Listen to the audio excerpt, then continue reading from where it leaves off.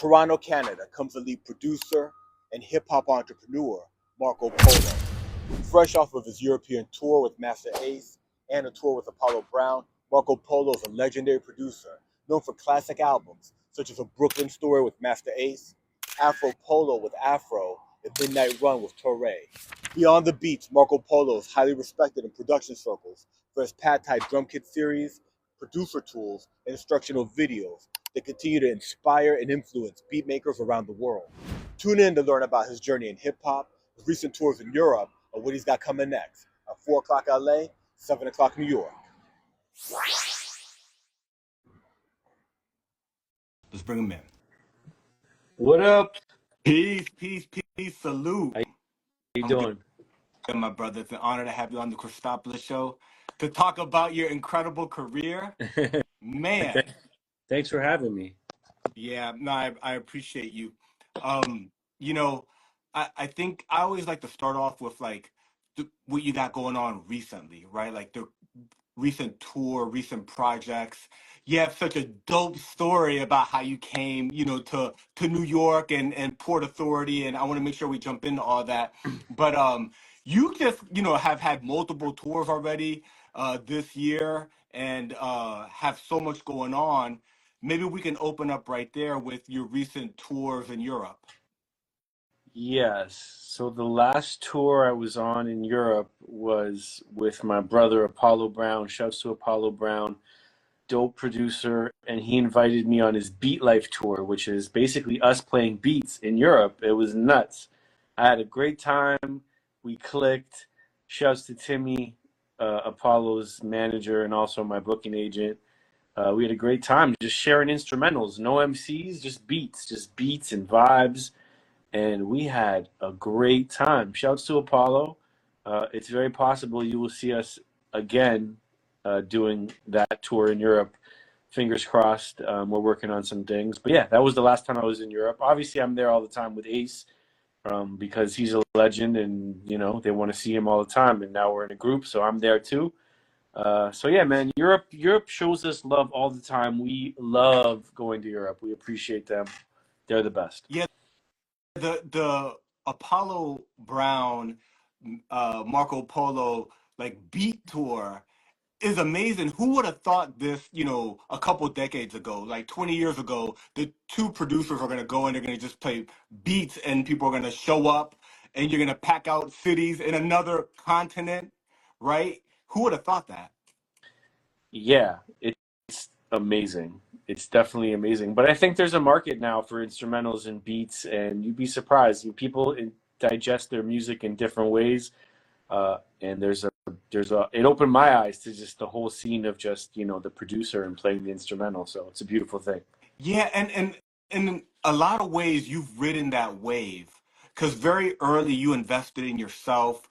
Very early in, you went into the producer drum kit lane. Hmm. You've had multiple instrumental albums. The beat tapes existed for a long time, but with digital distribution, it changed the game, right? Where like, producers could release projects, and you've been at the cutting edge of that throughout its evolution. Yes, thank you for noticing that. But yeah, I've been doing drum kits for a long time. And to be honest, that's actually more of my music life now is I'm a sound designer for Akai, FL Studios, Native Instruments. I'm really focusing a lot of my time on making, dusty drum sounds and loops and sounds for future producers to use in their productions. And, you know, I'm here in my studio always doing something for whether it's my projects or drum kits. So yeah, MarcoPoloBeats.com for you producers if you want some really good sounds. Years of crate digging in my personal collection and just organizing ready to use sounds. Like that's a part of my life now. I never would have thought that either, but things take a turn sometimes. Yeah, it's interesting because of maybe like the distribution networks, the internet and its evolution and the ability to download bigger files. Cool sounds on vinyl existed for a while, even though it was really niche. But you really exploded the whole thing with the Pad Thai, which is a dope name also. Shouts to the doppelgangers. They came up with that name. They were at my house, and I was like, I need to come up with a name. And they're like, well, you hit pads on the MPC, pad Thai. So they coined it, and then it started a whole series that I have on my website. And then with Akai, I did a pad Thai deluxe, 3 different expansions. So yeah, man, thanks. I definitely wasn't the first one to do it. There was lots of people before me. But you know, I think I was definitely part of a movement when the drum kits were a thing. So yeah. Yeah. People probably think that you love Thai food. I mean, I like Thai food. That's that's not a false statement. I've actually been to Thailand and I love Thai food, especially Thai food in Thailand. Right. It's amazing. Yeah, I love food. If you know me, my parents were born in Italy. I'm Italian, like full-blooded Italian, born in Toronto. Italian food's my favorite type of food, but I love to eat. So yeah. That's dope. And you know, I had heard about you working with Akai, but you also mentioned, you know, FL Studio and Native Instruments. I didn't realize that you kind of expanded its into like other companies too. Yeah, that's the first time I've ever spoke about those 2 companies. So hopefully they don't get mad at me. But yes, I got things in the work with both of them. I'm very excited. Uh, yeah, it's amazing, and it just keeps going and growing, and you know, that's where it's at. I'm just trying to expand the brand and share my sounds with other people because I think, you know, it's helped people create, and you know, and it's a good foundation for the beat process, or even if it inspires them to go dig for their own records, like whatever it does, you know, that's I'm happy. Yeah, yeah, that's really dope. You know, in hip hop for a long time, where you would find a sample, the art of digging in crates, that a lot of that was kind of almost like magicians or something, right? It was like kind of secretive, and you had to like learn things. And now, you know, YouTube University, and then things like what you have, like straight up, you know, extension packs and things like that. For producers starting out, what secret can you share about how you find your sounds, how you design your sounds? You know, all these decades of experience at this point. What can you share with the up and coming person that looks at you and is like, I want to do that with my life? Oh man, so much has changed since when I started and when hip hop started and everything. Like, it's so different now. But it all for me, it all starts digging for records. So, you know, for those that don't know the term digging, it's just going and buying vinyl, going and buying old vinyl. Uh, you know, you don't have to have a lot of money. You could go to a Goodwill or a thrift shop and find a LP for $1. That's what I used to do. I was cheap. Hmm. I loved finding really cheap records and then coming home and listening to them and making beats with them and finding interesting things.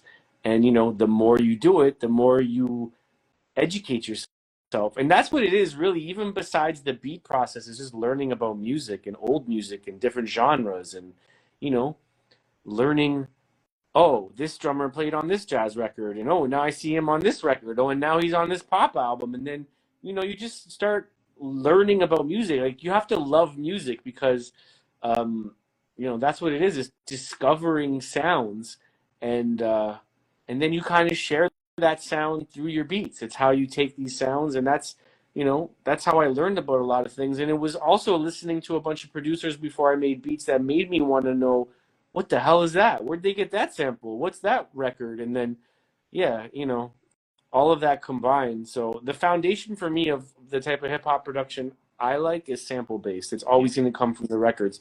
So I kind of take that energy after years of buying records and listening to how it sounds and how old music's recorded, and I basically kind of like try and recreate that vibe for other producers, Yeah. because, you know, there's lots of legalities about sampling, which, you know, you know, not to get too deep, but, Yeah. you know, um, it could be a challenging process sometimes to clear samples that you use. So Yeah. I think a lot of producers now, they have so many tools that we didn't have to get that sound without worrying about the legalities of Yeah. it.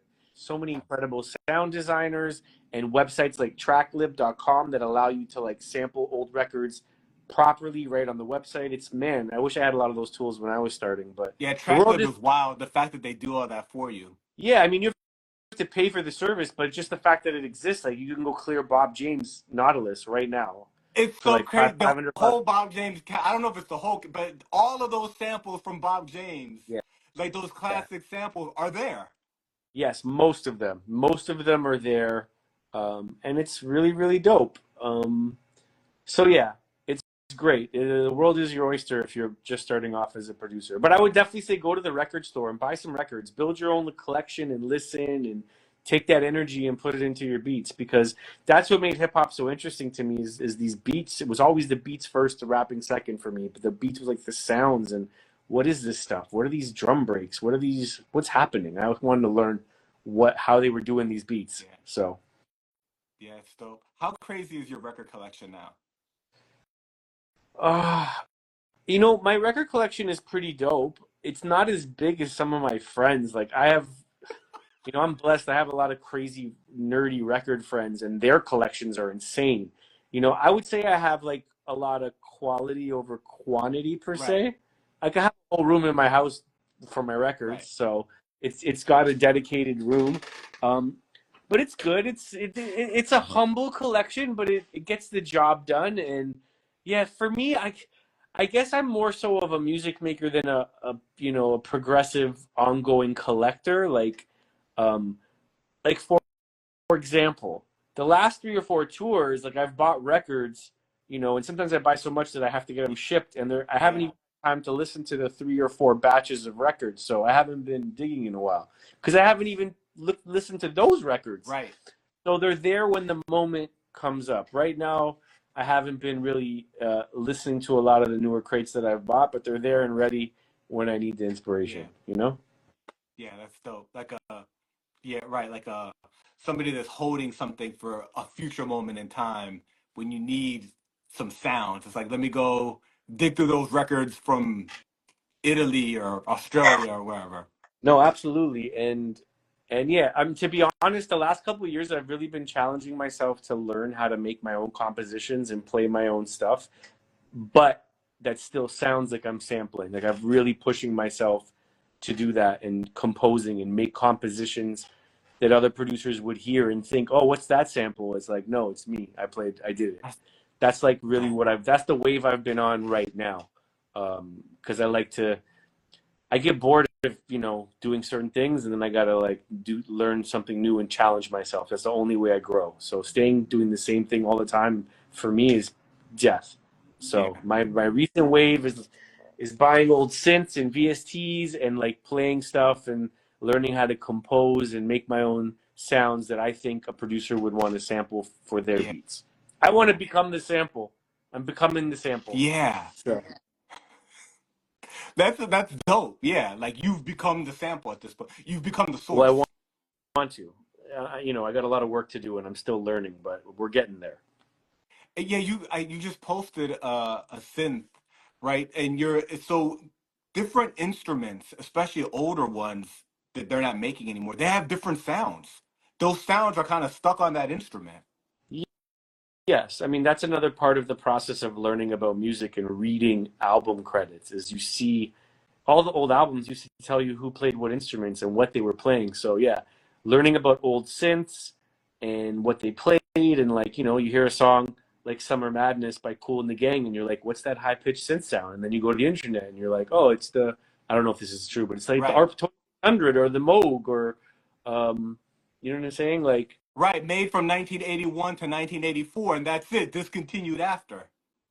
yes, but Moog, shouts to Moog, they're still making amazing newer versions and that are affordable. And like this one right here is called the Grandmother. It's one I use it every day. I love it, um, Wow.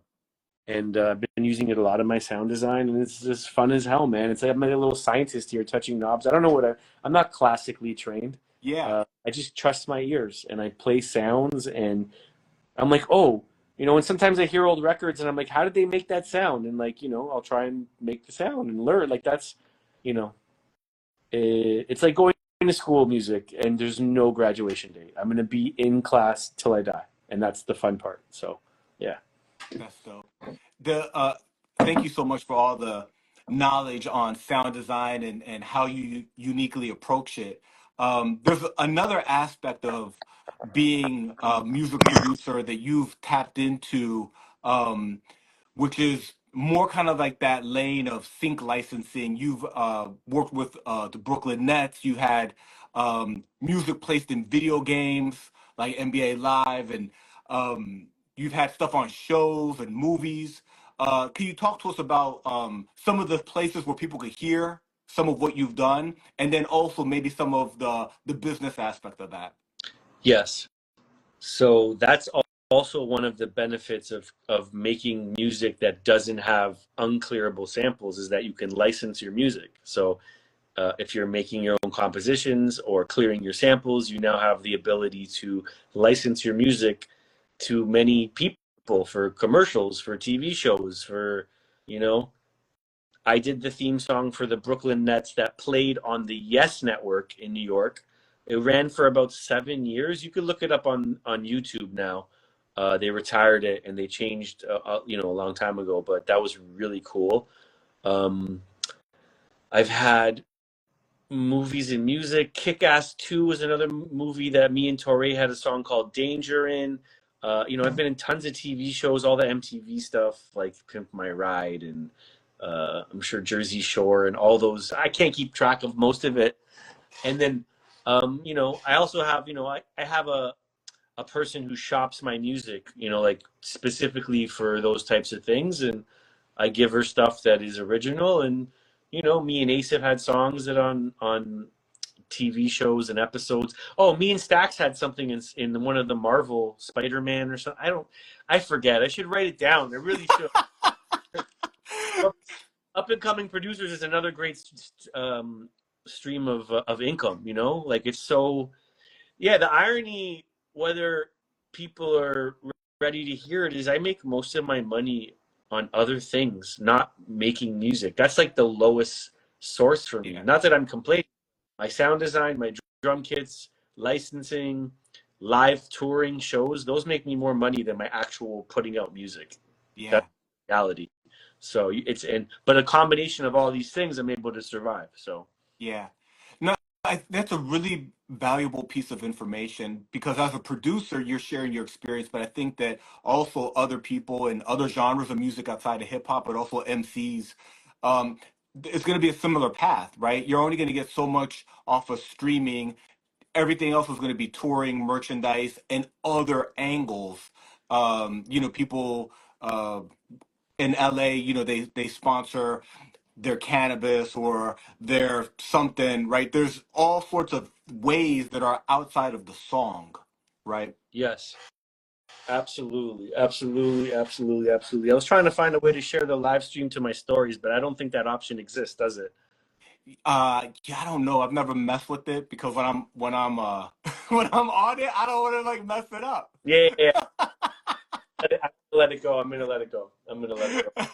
Yeah, No, but I appreciate that. no.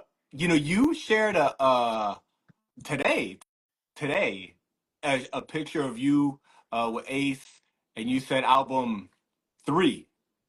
Yes, we're working on the third album. Yeah, we got a bunch of joints. We got a ways to go, but it's definitely like we got a great start. He was here today fixing some songs. He actually told me today what the concept is and ran it by me, and I think it's really cool. So I'm excited. He's coming back Monday. So yeah, album 3 is in full effect. We started with a Brooklyn story. We followed up with Richmond Hill. That was our second one.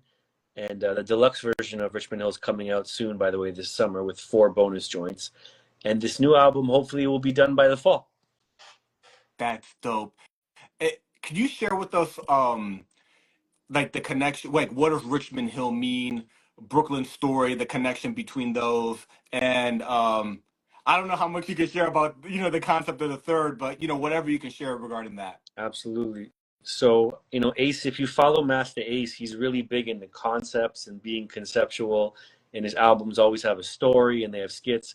So the first album, I guess he was sick of telling his story, so he decided to make it about me, which I was flattered about. So the first album is called The Brooklyn Story, and it's basically about my journey leaving Toronto, moving to New York to become a hip hop producer, and this, how I got there and how we met. And some of the skits are a little fabricated for entertainment purposes, but really it's about my journey to go to New Yeah. York. I moved to New York in 2001. right after 9/11, which was crazy, to start my career and try and make beats and make it in music.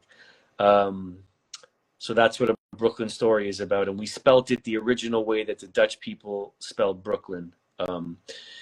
The second album is called Richmond Hill. Richmond Hill is the city in Toronto, outside of Toronto, that I grew up in. That's where I went to high school. And he kind of kept running with the theme of my life, but going backwards now. So like before Brooklyn Story and me moving, like a little bit of my childhood. So if you're following the clues on those two, you can kind of imagine where it's going with the third one. And I can't really speak. We're still Yeah. we're still developing it, but it's safe to say we're going to keep going in the direction, and I'm excited about it. So yeah. That's really dope. Thank you so much for sharing all of that. I mean, how proud are people in Richmond Hill of you, especially for putting Richmond Hill on the map, right? Like, I mean, I don't know. I don't even know. I mean, in my mind, we making underground music, underground hip hop. So I don't know how many people in Richmond Hill actually even know.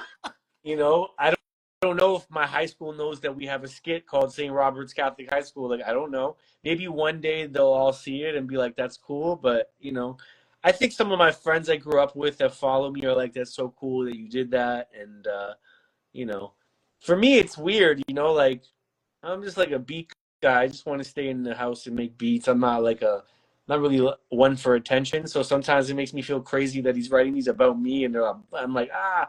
But I trust him with everything, and he's a brilliant guy. So he knows what he's doing. yeah, So yeah, yeah. No, Master Ace is truly brilliant, and the work that you guys have done together is very thank special. you. Um, yeah, you know, kind of. I think it's a good moment to segue from the work that we're talking about with Master Ace, a Brooklyn story, and then maybe a little bit of that actual story. You moved from Toronto to New York, and I believe the way the story goes, you wind up working in the studio, and that's how you meet a lot of these artists, and that's how Port Authority came out. Can you talk to us about all that? Absolutely. So shouts to my guy Lou, my friend Lou, from originally from Queens, New York. I met my friend Lou. I met him just trading rare hip hop CDs on the internet. It's crazy. And because I made this connection with my friend Lou, I was able to take some trips to New York and met a producer who became, to me, one of my mentors, Ayatollah.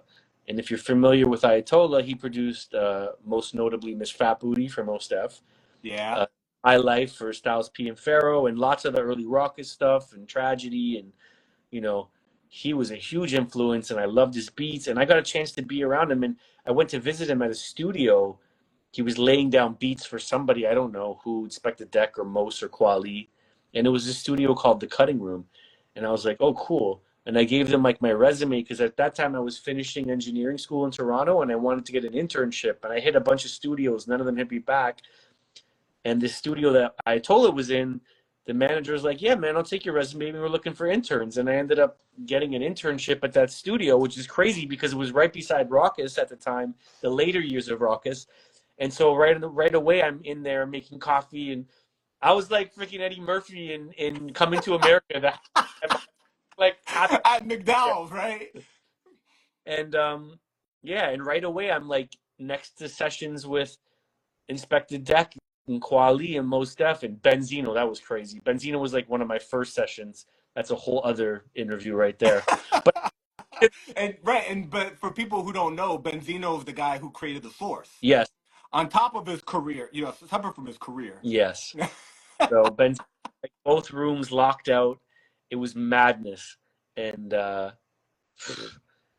that taught me a lot. Anyways, I'm in this play, imagine a kid from Toronto listening to hip hop, and then I'm literally in a studio that's like making a lot of the music that I'm listening to and people I grew up. I'm like right beside them and, you know, trying to find the moment to slide them my beat tape. And Masta Ace is obviously one of the people that came through the studio, and that, I gave him a beat CD, and that started my work with him. And, just so many other New York people. Me and Pumpkinhead recorded our first album in the Cutting Room because I could get studio time for free. So Orange Moon Over Brooklyn, we recorded in the cutting room. Shouts to Dylan Marjoram and Joe Nardone, the staff engineers at the cutting room that recorded late night with me. We sneak Pumpkinhead in and record songs and mix them there for free on these $1 million consoles. So it was a big part of the beginning of my journey. And shouts to the cutting room. They were cool as hell. That's like the beginning of my story. And then times were tough at the studio and they had to let me go. No hard feelings. But literally at that moment, my producer career took off. So yeah, I never wanted to be a music engineer. I was just there to learn and make contacts. I didn't want to engineer. I wanted to make beats. And right, let me go, everything started happening for me with the beats and selling beats and working. I started working with Boot Camp and Buckshot and Sean Price, Sadat X, a bunch of people in New York. And then I started working on my first album, Port Authority. Yeah. It's technically on my first album. I had an instrumental album called Canned Goods that I put out on Rasco's label from out west. But my official, to me, my first producer album, inspired by P-Rock Soul Survivor, was Port Authority. I don't rap, just to be clear. My face is on the cover, but I do the beats, and I got my favorite MCs. And, you know, there's a lot of special songs. I got nominated for a Juno for that album. It came out on Ruckus Records, which was crazy, and Soul Spasm. And yeah, I had a song on there with Masta Ace called Nostalgia, which is today's my biggest song. The video's got like 11 million views. And a lot of people probably, my claim to fame in the underground is still to this day is the Port Authority album. And I had Large Professor and Cool G Rap and Ed OG and a lot of dope artists, The Whole Low Budget, Jojo Pellegrino, Copyright, OC. You know, that was my baby. And then from there, I just kept doing more producer albums. I did Part 2 and then Newport Authority 2. And then I just had enough of producer albums. They killed me. It was too much work. And then me and Ace started connecting, and you know, we're in a group now. And yeah, man, everything just flew by. That's the short story. Yeah, no, that's It's like 13 albums, by the way. There's a lot. Right, and there's a lot. Right, there's a lot that you know we kind of moved through really fast, but it's such a dope story, such a amazing, you know, the cliche of when opportunity meets preparedness. You know, like you were ready, you were hungry, you were Eddie Murphy in McDowell's up in the studio, and things actually happen for you. It's really dope. Yup. Trust Yeah. me, I was ready. I was ready. I was ready. I was interning like 14 hours a day and still finding time to make beats and put it together. And I just was so happy to be in New York and so excited and so young so I could get away with never sleeping and not eating, working. Yeah. Thinking about now at 45, I'm getting tired just thinking about what I was doing. But I wanted, like, I moved to New York to do music. And that's what I told myself would happen, no matter how much fear I had of leaving my girlfriend, my family, my country to another country with uncertainty, little money. It was literally like, oh, you're going to do this. There's no other option. You're not going to get a job. There's no way you're going to get a 9 to 5. So, and knock on wood, I'm still here doing it. Yeah. So that was my follow up. You never went back. Never went back. No, I've stayed here. I've been in the United States, New York, and recently moved from New York. Since 2001. I have never went back. And now I'm a citizen of the United States. Wow, So, congratulations. Yeah, that's dope. Got that dual citizenship. Yeah, that's really, really cool. You know, you gave us in a nutshell a large part of big moments in your career. There have been a lot of big names. You know, you mentioned a lot of them. Obviously, projects with Afro and Torre, and there's an interesting project with in Spanish with Rayo, right? That's a joint. Yeah, shouts to her. She's from Chile. She took a bunch of my really old beats and made a project with it. I gave her my blessing. I had like a old beat tape called MPC Collectibles. Those are super old beats, like, whoa. But like they spoke to her and she wanted to do a project, so she did it. So shouts to her. She's from Chile. That's dope. Yeah, hip hop is huge out there. That's where my father's from. So I'm kind of more familiar than the average person with Chilean hip hop specifically. But you know, people know you well for the work obviously with Ace, Port Authority. Are there any other projects and things or artists that you're working with that you want to share? I mean, the last project I put out, like fully like released, was the Torre Midnight Run. That's the follow up to our first album called Double Barrel that we put out with Duckdown years ago. Um, so that was the last fully released project I put on. More recently, I had recorded an EP with this new group, which is really dope, called Coast Contra. But for Yeah, whatever, they're from out here. yeah, yeah, super dope. We had a project. It was exclusively available on the Even platform, which is a website that's direct to artists. So we had it on there. I think it's not on there anymore. And I'm not so sure it's ever going to come out on streaming or physical. So it might be one of those secret bootleg releases. Unfortunately, for whatever reason, the politics and business, we couldn't really connect on agreeing to get it out the way I think both sides, wanted it to be released. So for now, it was just on that platform, and now I don't even think it's on there. So that was the last thing I did. I did a whole EP with them called In Case You Forgot, which was super dope. Hopefully the world hears it one day. Besides that, me and Ace are in the studio. I'm sound designing. I'm cooking up a lot of samples for some of my producer friends. I can't talk about that too deeply, but I'm collaborating with a lot of my producer friends, and I'll give them music that I've made, and then they make beats, and so a lot of new interesting things. It's an exciting time for me personally, creatively, because I Yeah, think while with just making the beats, I'll always love making beats, but I think changing it up right now is really fun, and it has to be fun for yeah, me. I think my stuff is made when I'm having a good time, and so that's the vibe right now. yeah. Yeah, no, that's really dope. And you like recently released like a beat, like two beats, and but I didn't know how to pronounce it. I was like MMOOX. Oh, that's just yeah. That's my latest. That's one of the beats that was on the EP with Coast Contra. Yeah, yeah, yeah, yeah. Yeah, yeah. There was a track on the EP called '08 Obama. You could actually look it up on YouTube. They're freestyling. It's not a freestyle. It's a song they made from the EP. It's called '08 Obama. But the original beat from my MPC is MMMOX. So I just released the instrumental Oh, here. Yeah, I wanted them to know that I did the beat, so I released the instrumental with the actual name before it became a song. So that's what that is. Before that, though, I have 3 instrumental albums called MP on the yeah. MP, Volume 1, 2, and 3, and that was really based off a YouTube show that I have called MP on the MP. I did a full season where it's just me on the MPC, kind of breaking down things I do and beat tips for producers, whether it's working on bass lines or finding samples. It's a free show on my YouTube channel. Any producer can check it out. And even if you don't use an MPC, the the approach and the ideas can be applied to any production setup. Yeah, I mean you're a producer. You're like a real life producer that's making the actual stuff now for Akai and Fruity Loops and native instruments.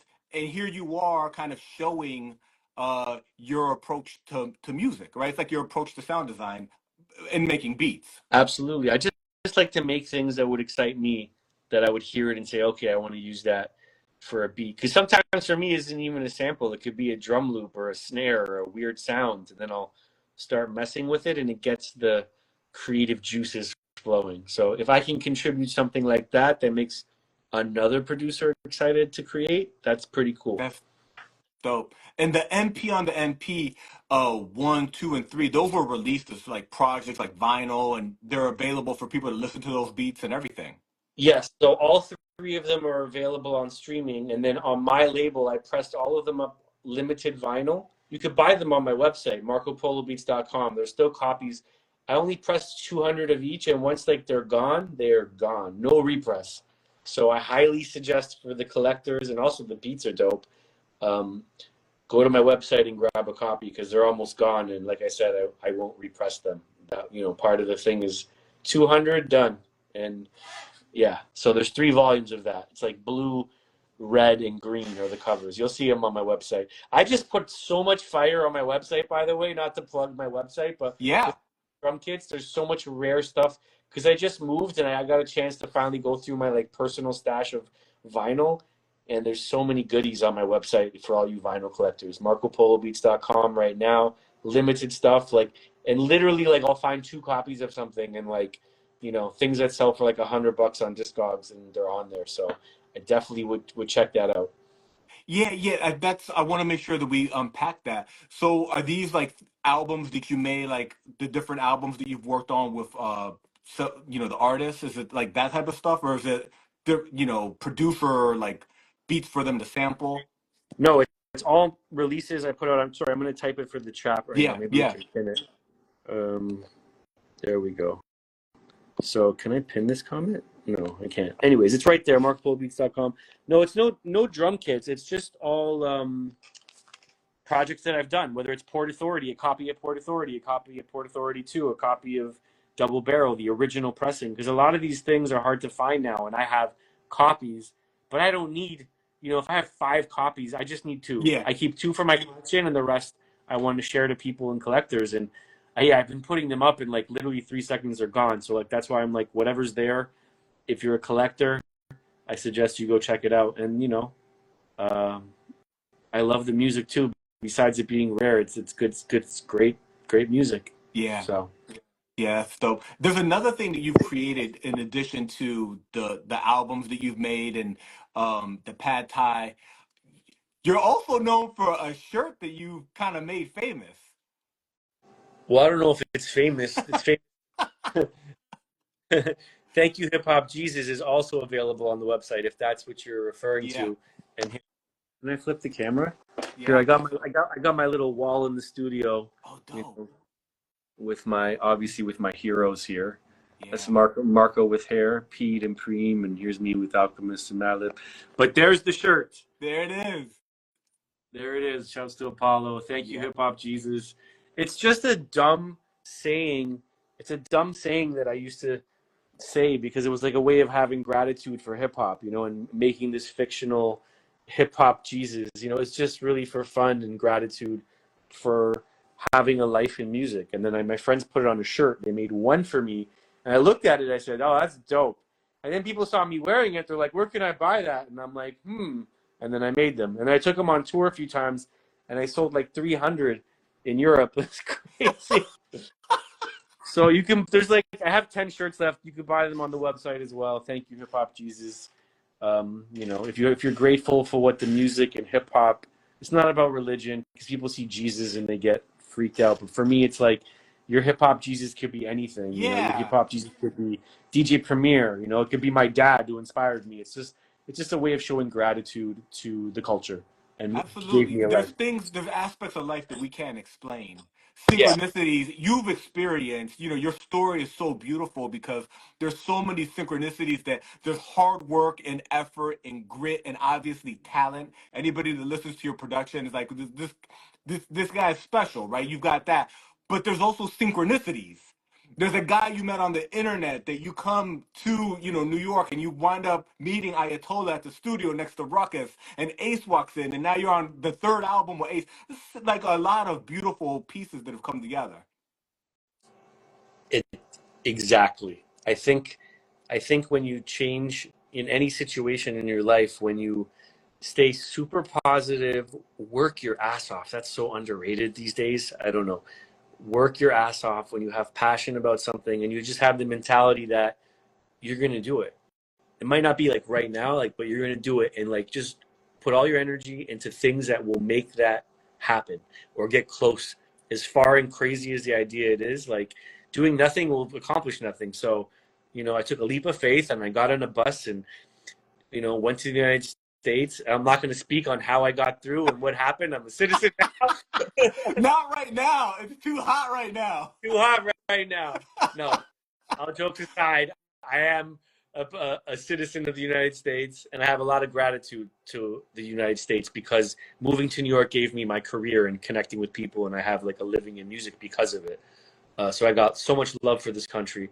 But yeah, dude, when I think about all the things and how they all connected, and even now how things are happening, there's been a bunch of changes in my life, even in the last year, and so many turns and new avenues of me to like create music and make a living. It's been overwhelming, and I'm very, very blessed.